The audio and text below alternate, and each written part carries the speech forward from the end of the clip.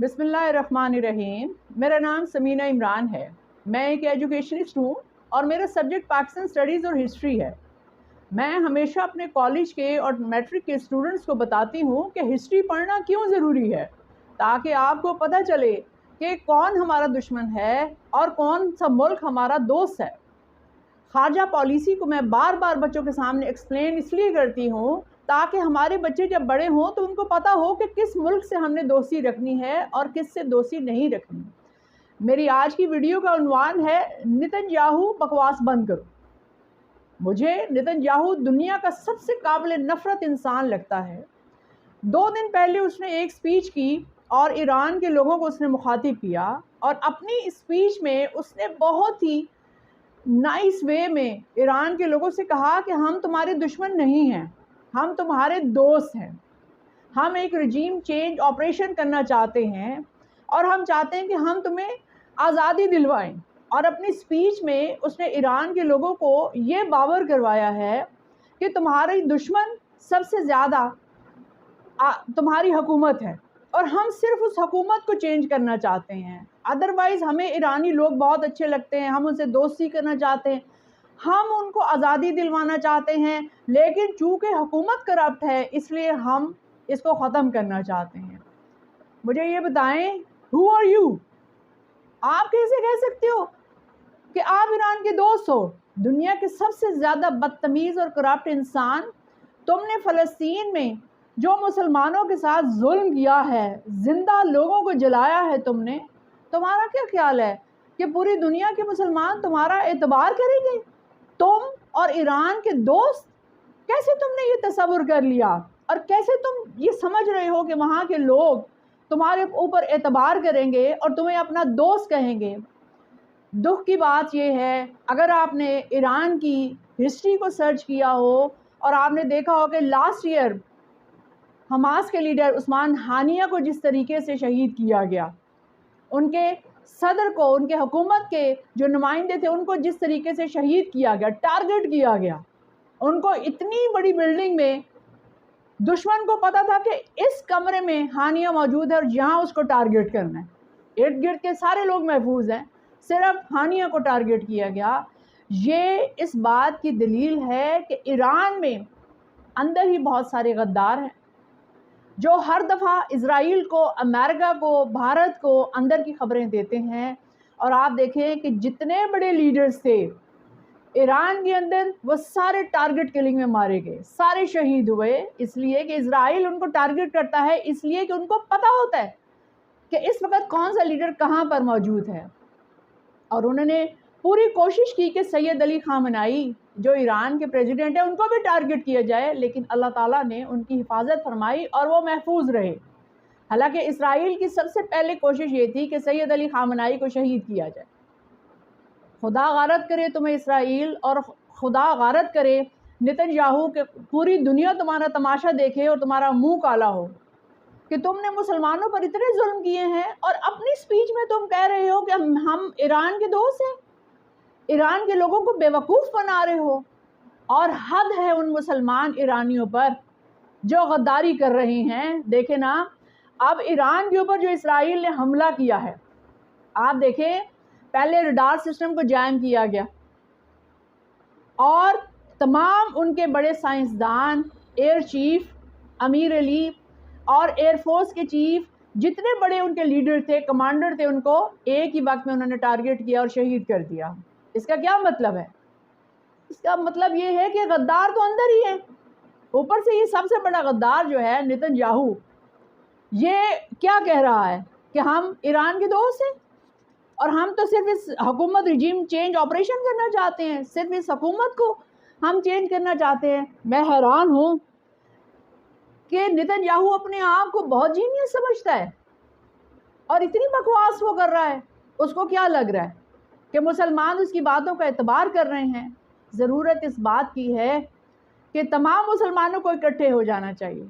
जिस तरह तुर्की ईरान का साथ दे रहा है, इराक साथ दे रहा है, जिस तरह चाइना जो मुसलमान मुल्क नहीं है और सबसे बढ़ के वो ईरान का साथ दे रहा है, तो आप देख लें कि अल्लाह ताला की उनके साथ मदद तो आ गई ना। اللہ تعالیٰ تو مسلمانوں کے ساتھ ہے نا. اور آپ دیکھیں کہ اسرائیل کی اس حملے کے جواب میں جو ایران نے ان پہ حملہ کیا ہے، تل ابیب اس وقت لاشوں کا ڈھیر بن گیا ہے. اور اسرائیل اپنی شرمندگی کو چھپانے کے لیے اندر کی رپورٹ نہیں دے رہا، حالانکہ ہزاروں اسرائیلی مارے گئے ہیں اور جگہ جگہ اسرائیلیوں کی لاشیں پڑی ہوئی ہیں. خدا نے سزا تو پھر دے دی نا. بات صرف یہ ہے کہ جذبہ ایمان ہونا چاہیے. جنگ تو جذبے سے لڑی جاتی ہے، ایمان سے لڑی جاتی ہے. اور ایران نے اس وقت جو جوابی حملہ کیا ہے اور ان کے جتنے جیٹ طیارے تباہ کیے ہیں، جتنے جہاز انہوں نے تباہ کیے، اسرائیل کو تارے نظر آ گئے ہیں. وہ تو یہ ایکسپیکٹ نہیں کر رہا تھا. اس کو لگ رہا تھا کہ ایران کی، چونکہ امریکہ ہر وقت اس نے ایسے کیمرے اندر فٹ کیے ہوئے ہیں کہ ایران کی جوہری طاقت جو ہے اس کی ساری نیوز امریکہ کے پاس ہے یا انڈیا کے پاس ہے یا اسرائیل کے پاس ہے. ایسا نہیں ہے.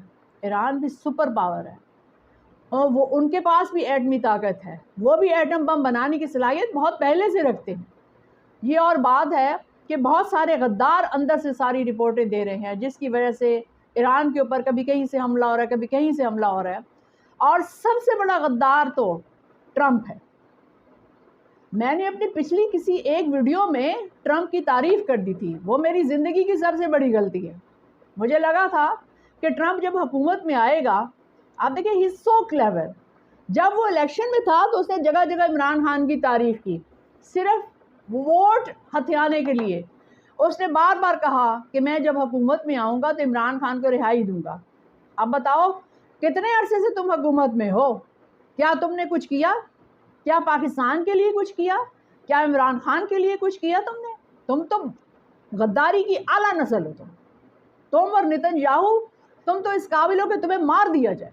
خدا تم لوگوں کو عذاب دے. میں تو یہ چاہتی ہوں.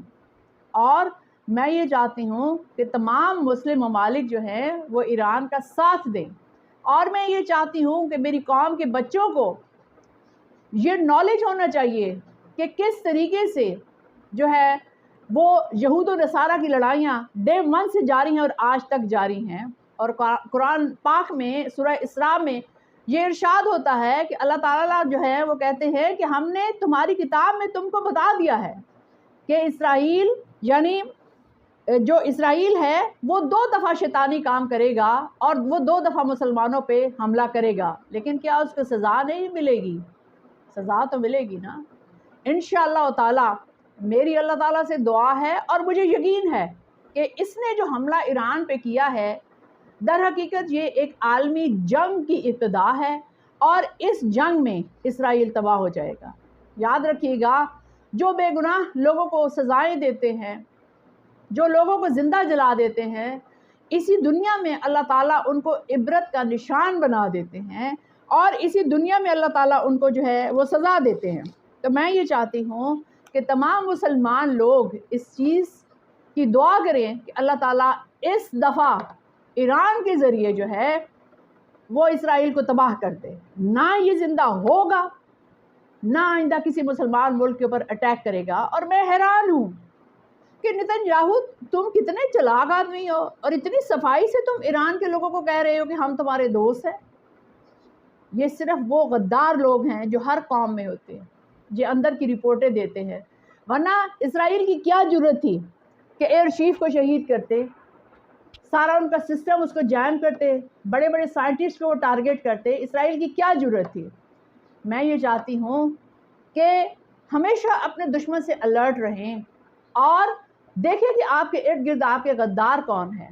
اپنے دوست چنتے وقت ہمیشہ خیال رکھیں کہ غداروں کو کبھی دوست نہ کہیں. اور یاد رکھیں کہ یہود و نصارہ کبھی دوست نہیں ہو سکتے. قرآن پاک میں جگہ جگہ ارشاد ہے کہ یہود و نصارہ کبھی دوست نہیں ہو سکتے. اسرائیل کبھی ہمارا دوست نہیں ہو سکتا. اور میری اللہ تعالیٰ سے دعا ہے کہ یہ جو جنگ چھڑ گئی ہے، ایران جو ہے اسرائیل کے پرخچے اڑا دے، اس دنیا میں اسرائیل کا وجود ہی نہ رہے. اور جو ظلم فلسطین پر اس نے کیے ہیں، اللہ تعالیٰ ان کا حساب لے اور اللہ تعالیٰ پوری دنیا کو دکھائے کہ جو مسلمانوں پر ظلم کرتا ہے اس کی یہ سزا ہوتی ہے. نتن یاہو تم زندہ جل جاؤ اس طرح جس طرح تم نے فلسطین کے مسلمانوں کو جلایا ہے، خدا کرے تم زندہ جل جاؤ، اس دنیا میں اسرائیل کا نام و نشان مٹ جائے۔ میرا دل 2 دن سے دکھی ہو رہا ہے۔ ایران کے اوپر جو اتنی بڑی طاقت ہے، ایران کے پاس جوہری توانائی بھی ہے، ان کے بڑے لیڈرز کو ہمیشہ یہ ٹارگٹ کر دیتا ہے۔ جب حماس کے لیڈر ہانیہ کی جب شہادت ہوئی، سب سے زیادہ دکھ مجھے اس وقت ہوا، کیونکہ اس کے خاندان کے آلریڈی 60 کے قریب لوگوں کو شہید کر دیا گیا تھا فلسطین کی جنگ میں، اور پھر ایٹ دا اینڈ جو ہے وہ کتنی تیاری سے گیا تھا ایران میں کہ وہ تمام مسلم ممالک کے جو لوگ آئیں گے ان سے بات چیت کرے گا، ایرانی لیڈرز سے بات چیت کرے گا کہ ہم نے کس طریقے سے اسرائیل کا مقابلہ کرنا ہے، اور اس کو وہاں ٹارگٹ کر دیا گیا۔ یہ بڑے دکھ کی بات تھی۔ اگر مسلمان ممالک جاگ جائیں تو بہت اچھا ہے۔ ابراہیم تراوڑی کو دیکھیں، 58 مسلمان ممالک افریقہ میں اس کے ساتھ ہیں، کتنی جرأت سے کھڑا ہوا ہے وہ، کتنی جرأت سے کھڑا ہوا ہے۔ اسرائیل کوئی چیز نہیں ہے۔ ضرورت اس امر کی ہے کہ ہم آپس میں اتفاق کر لیں، ہمیں یہ پتہ چل جائے کہ ہمارا دوست کون ہے اور ہم نے کس کے ساتھ مقابلہ کرنا ہے۔